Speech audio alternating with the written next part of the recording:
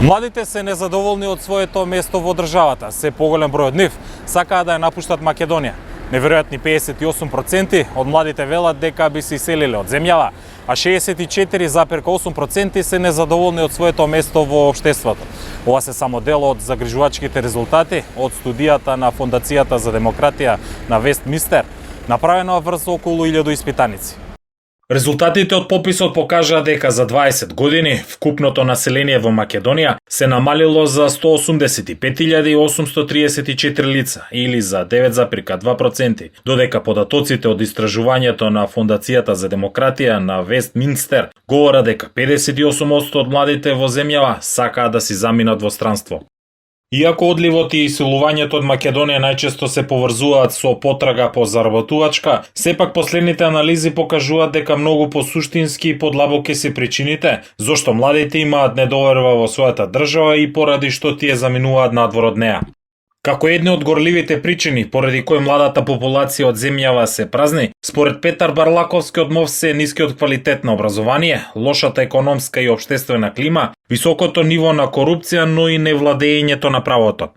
Би рекол дека има повеќе фактори кои што влијаат на младинската емиграција претежно кон западноевропските држави, меѓутоа како клучни би ги извоил нискиот квалитет на образование, тука станува збор за основното, средното и секако високото образование, дополнително економската независност, односно зависност. Сведоци сме дека младите во оваа држава се соочуваат со висок процент на младинска невработеност, понатаму со лоши услови за работа, голем дел од младите најчесто работат и на црно, меѓутоа она што дополнително треба да се има предвид е дека често и на младите им се прекршени работничките права. Финално би рекол дека на сета младинска емиграција влијае и општествената клима во општеството, односно увидуваме дека имаме висок степен на корупција, имаме наказливост, имаме владење на право и дополнително имаме отсуство на меритократија и се поголемо присуство на партиски влијанија и врски, како што народски се кажува. Блажен Малевски од невладината организација Реактор, повикувајќи се на истражувањето на британската Вестминистерска фондација, вели дека незадоволството кај младите од состојбата во државата влијае за натамошно заминување во странство. Мислам дека прво нешто што треба да направиме како општество е да не го гледаме иселувањето како проблем само по себе. Иселување секогаш ќе има. Прашањето е во колкав обем и дали младите си го наоѓаат просторот тука да се остварат себе си. А понатаму односно иселувањето е само резултат на еден ред други проблеми кои што се таложат низ годините. Од една страна е квалитетот на образованието, кое што за жал е на многу ниско ниво во нашата држава, особено високото образование.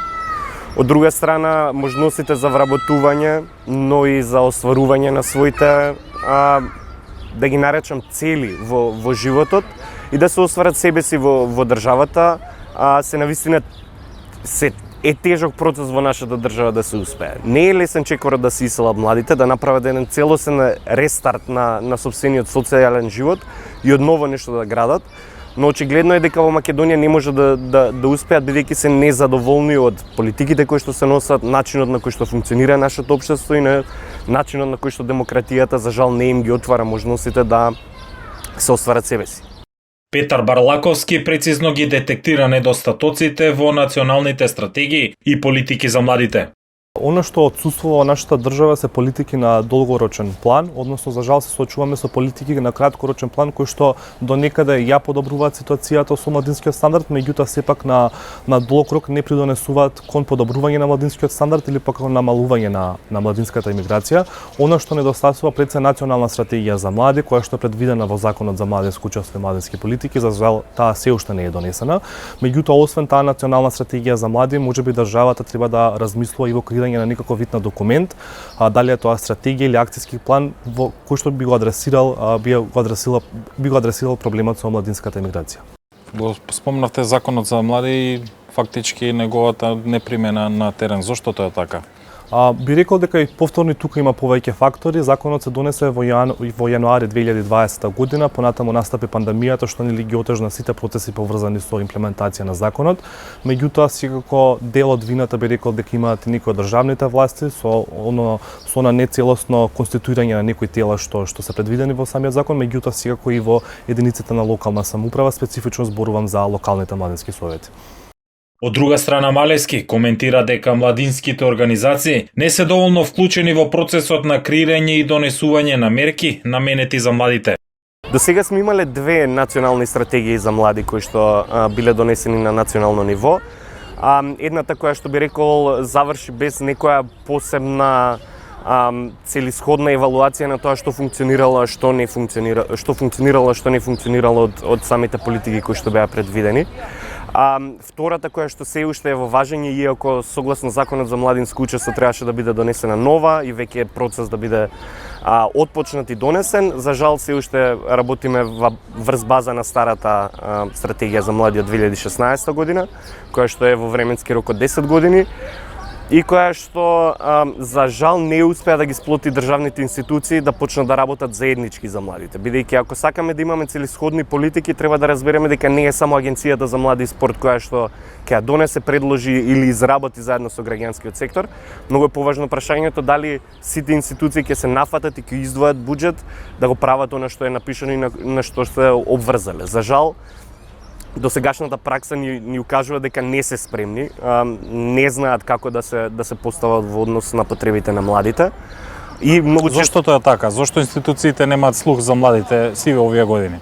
Тоа е одлично прашање. Јас мислам дека наједноставниот одговор на тоа е комоцијата во која што живеат луѓето во државната администрација. Не се навикнати на различни потреби за различни типови на граѓани, а младите се особено ранливи, би рекол, во однос на довербата. Ако еднаш не успеат да си го остварат своето право, например во Агенцијата за вработување, многу е тешко понатаму да ги вратите и да ја вратите таа доверба, и тоа е токму еден од проблемите кои што ги имаме. И мислам дека ќе треба многу труд да се вложи заедно граѓанските организации, младинските организации, да им се објасни на државните институции како да се работи со млади и дека некои работи кои што можеби поминувале 20 години сега веќе не може да поминат за овие млади. Според Барлаковски, младите треба подобро да се интегрираат во политичките процеси на долг рок во државата и да се реагира на проблемите со кои се соочуваат со цел да се намали младинската имиграција од земјава. Целосно да го стопираме младинското иселување е невозможно, со овој феномен се соочуваат сите држави, дали во регионот па дури во најзападните, односно во најсовремените демократски општества, меѓутоа прашањето е како да пробаме да го намалиме овој процент. Успешниот рецепт би рекол дека е најпрвен креирање на политики кои што на долг рок ќе придонесат кон намалување на младинската имиграција, подобрување на младинскиот стандард. Меѓутоа, дополнително кон она што треба да се размислува и вклучување на младите во креирање на процеси кои што се однесуваат на нив, и финално адресирање вистински на овој проблем, а не само декларативно залагање за истиот. Излезот од проблемите се гледа во квалитетното образование, економски развој и соработка на младите од регионот, како и негова интеграција во Европската унија, посочува Малевски. За жал јас не гледам ни краткорочно ни долгорочно решение во моментов кое што би било апликабилно во нашиот контекст.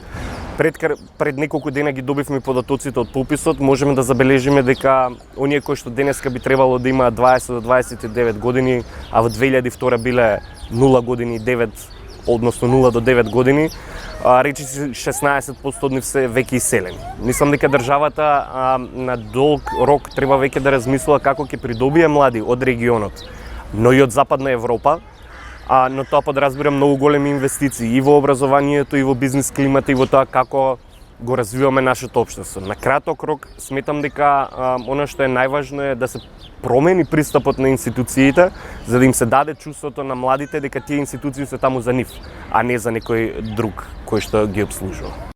Според Малевски од реактор, ваквите истражувања се од исклучителна важност за следење на трендовите и потребите на младите. Важно е самите државни органи да креираат вакви истражувања, пред се преку истражувачкиот центар кој е предвиден во рамки на Агенцијата за млади и спорт, преку Законот за младинско учество и младински политики, но кој се уште не е формиран. Значи, постоечките податоци од истражувањата, како и нови иницијативи за вакви истражувања би можеле да се од исклучителна важност за креирањето на младинските политики, базирање на потребите на младите, укажува Малевски. Во главните заклучоци на последното истражување на Фондацијата за демократија на Вестминстер е наведено дека многу млади луѓе се одлучуваат да се преселат заради можностите што ги имаат во другите држави, од аспект на социјален живот, на културни настани, на образовни можности и така натаму. Незапирливата миграција, според странските анализи, ќе има несогледливи демографски последици што ќе се прелеат врз сите сегменти во општеството. Економистите предупредуваат дека доминантната категорија на оние што заминуваат се невработените млади, што може наскоро и негативно да влијае врз вкупната состојба на пазарот за трудот. Иако ветувањата на владата беа дека главна задача ќе биде да ја врати довербата на младите во известна и сигурна иднина во државата, сепак лошата социополитичка состојба е причината поради која Македонија се соочува со така наречена бела чума, незапирливо и во загрижувачки размери. Најчесто се иселуваат високообразовни кадри од областа на медицинските професии и од инженерството, кои заминуваат во земјите членки на ЕУ. Затоа размислувањата се дека во овие области државата треба да се обиде да најде решенија кои што ќе ги привлечат младите луѓе да останат тука.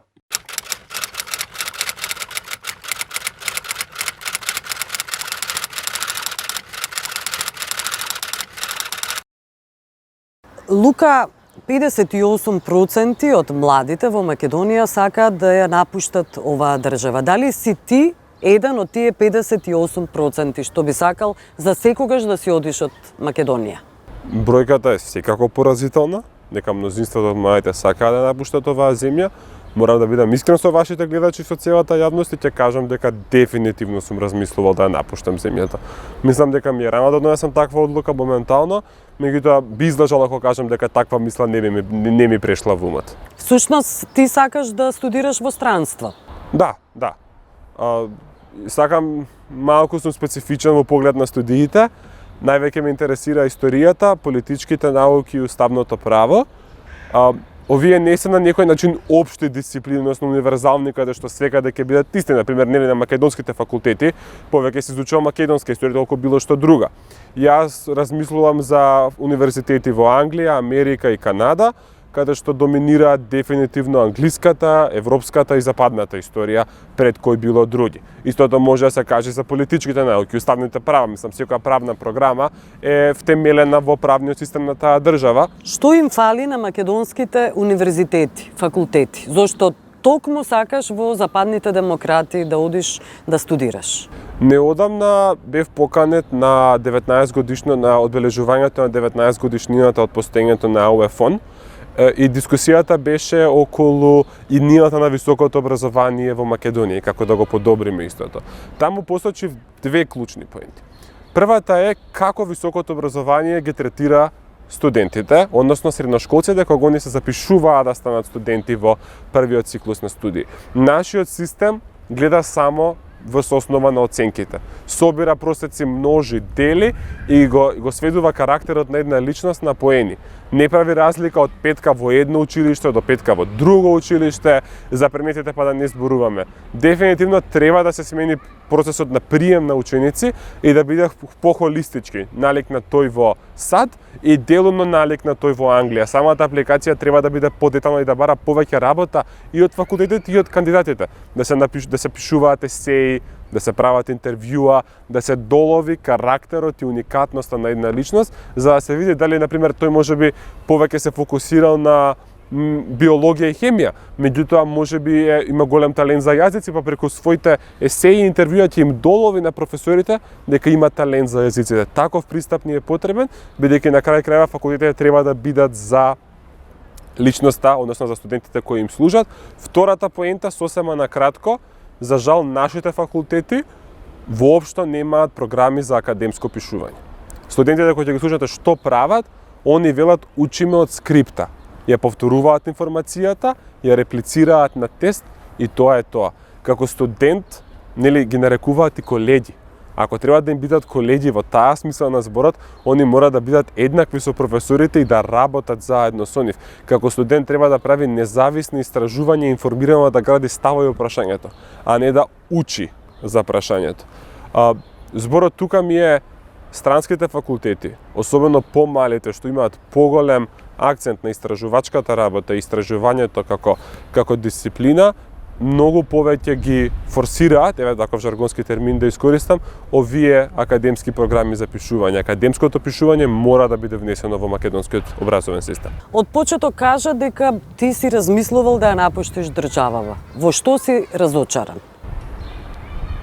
многу работи. Човек не знае од каде да почне. Најголемиот проблем, барем според мене, е разликата меѓу како работите изгледаат на хартија и како работите изгледаат во реалност. Тој проблем, со како работите изгледаат на хартија, можам да го доловам во две работи, два проблеми што се појавија во мојата сфера на работење. На хартија рековме дека сме држава која е целосно дигитално поврзана, каде што секое домакинство има пристап до интернет. Но тоа не е вистина. Апсолутно. Пандемијата покажа дека имаме домакинства што немаат пристап до електрична енергија, а камоли канализација, патишта, а камоли интернет, водовод, дигитален уред и плюс нели дополнителни трошоци за да се одржуваат истите. Значи тоа што е на хартија апсолутно пропадна со пандемијата по поглед на дигитализацијата и дигиталната мрежа. Втората работа да не чуе некој англиски, француски, амерички, руски, каков било ученик, дека во секој училиште кај нас има педагошко-психолошка служба, јас ви кажувам, цел свет ке ни љубомори. Меѓутоа, кога ќе видите дека или станува збор за луѓе што можеби не се толку квалитетни да ја вршат тие работи, или пак тие што се квалитетни да бидат затрупани со административна работа и воопшто да немаат време да им се посветат на учениците и нивното ментално здравје, знаеме дека и тоа што постои на хартија, дека еве ние имаме, нели, служби за ментално здравје, кога всушност ги немаме и државата не може да ги искористи кога ќе дојде проблем. Кои други пречки ги гледаш како средношколец во Македонија, освен овие околу учењето? Оние кои се вработуваат, ваша генерација, ваша возраст, подоцна, кога ќе се вработат, кога ќе завршат и факултет, се соочуваат со најголемата препрека, немаат партиска книшка. И невозможно е да се вработат практично. Партиските вработувања се, да кажеме, најозлогласениот дел од самиот систем. Тоа прави поголем проблем. Што имаме голема јавна администрација, пренатрупана со луѓе што навистина треба да се скрати, да се намали бројот на министерства и јавни чиновници, туку голем дел од тавна администрација, се разбира не сите, е неспособна за работа или воопшто не работи. И јас тоа го велам, воопшто не е кај нас толку проблемот кој е министер или кој е премиер. Не е толку изворот на проблемот во самиот врв на хиерархиите, туку најголемиот проблем е доле. Бидејќи обичниот граѓанин не се среќава со министерот или со председателот, се среќава со пречки на шалтер или во болница, каде што тој што е најниско рангиран во државната хиерархија го малтретира. Тоа е нашиот проблем и треба дефинитивно да се смени. Која е твојата порака до македонските власти? Па искрено, мојата порака ќе биде прилично само деструктивна за нив, бидејќи ако решат да ја спроведат, ќе треба да се го уништат долгогодишниот модел што го користат за да добијат и да се одржуваат на власта. Меѓутоа, партиските вработувања мора да се опрат, мора да почне почитувањето на законите, мора самите институции да почнат да работат и мора да излезат од тој некој нивен фетиш на активисти. Бидејќи честопати кога ги слушаме чиновниците, односно највисоките државни службеници, како имаат говори, и они само го констатираат проблемот, го идентификуваат, цитираат истражувања и бројки, да, работите во Македонија се многу лоши, бла, бла, бла, бла, бла, бла. Меѓутоа, тој фетиш не им барем јавно, не им дозволува да кажат дека оние имаат моќта во нивните раце да ги променат тие работи. Не се они ниту вие, ниту јас, да кажеме, со помалку влијание. Кога некој е на врвна државна позиција, тој или таа се тие што треба да ги променат работите. А они тоа не го прават. Така. Не сметаш ли дека младите можат исто така да ги променат работите, да ги земат судбината во своји раце, како се вели? Младите, како и сите луѓе, нормално дека си ја сакаат земјата и многу ми се допаѓа што иако, мора пак да бидеме реални, малцинството од младите е активно и сака да ја земе судбината во своји раце, меѓутоа мене ми е многу мило што бројот, особено на средношколците, секојдневно расте, кои што се активираат, проговоруваат за нивните проблеми, меѓутоа уште поважно, работат и на решенија на истите. Доста веќе се зборува за нашите проблеми, треба да почнеме да ги решаваме. Конкретно ќе ви спомнам, моментално е готов предлог законот за дополнување и изменување на законот за средно образование. Што значи овој долг наслов? Овој наш предлог би се фокусирал на јавниот превоз во Македонија во поглед на средношколците. Да биде бесплатен. Да биде бесплатен за сите средношколци. Бидејќи моментално имаме критериум да живеат најмалку 2,5 км од училиштето, еве да кажеме, нели некој живее до гимназијата Никола Каре во Лептокарија. Он нема да добие картичка, бидејќи дека не е на повеќе од 2,5 км, меѓутоа често пати училиштето организираат проектни активности надвор и подалеку од нивното училиште, да кажеме волонтирање во граѓанска организација, посета на музеи и слично, каде што тој средношколец нема да има картичка за превоз да може да стигне до местото на проектната задача. Со ова законско решение што кога ќе биде одобрено, ќе биде презентирано и промовирано пред јавноста, ние сакаме да го направиме автобускиот и железничкиот превоз бесплатен за сите средношколци во сите општини во нашата држава. Тоа е едното решение на кое што работиме. Второто решение, што исто така 80% готово, е изработка на друго предлог законско решение, каде што за прв пат во македонската историја ќе се регулира средношколското организирање и учество. Односно, тие ученички заедници, или како што јас милувам да кажам ученички совети, што постат како представнички тела на учениците, за прв пат ќе влезат во законот.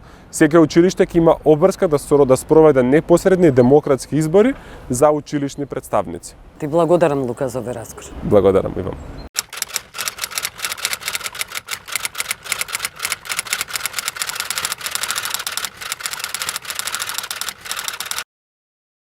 Секако дека младите во Белгија треба да се гледаат, нели, младинските политики во Белгија треба да се гледаат на локално, регионално и национално ниво, нели? Не е исто да се зборува за младите во Брисел и за младите на пример во некои рурални средини на Валонија или во фламандскиот дел на пример.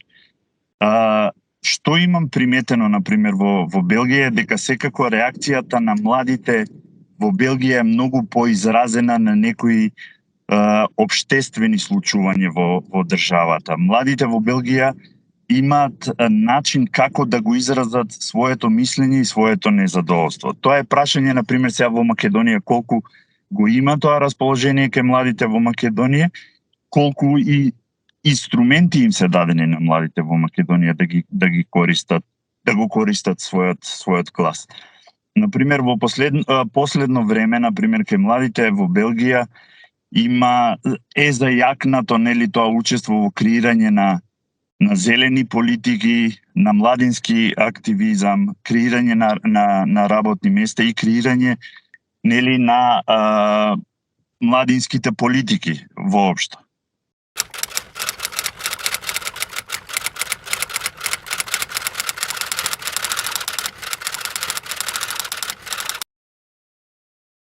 Ако ги споредуваме Македонија и Белгија, нели, сигурно дека во Македонија сликата е многу побрутална. Да го наречеме тоа така. Во Белгија сигурно постои, но е многу помалце видлив.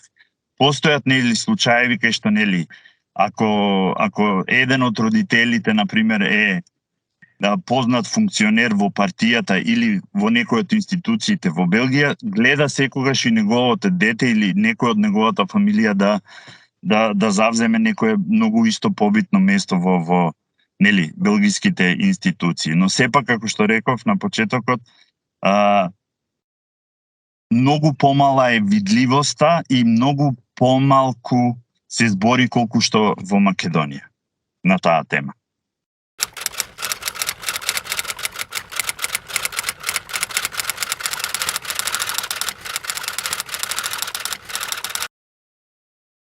Сигурно дека белгијанците не даваат толку акцент на тоа, затоа што сепак во Белгија постојат многу добри универзитети каде што луѓе од секакви социјални групи може да се запишат и можат да го остварат своето образование, нели? Се уште постои тој систем на валоризација на каква едукација и какви способности имате за да завземете и да учествувате во белгиските институции.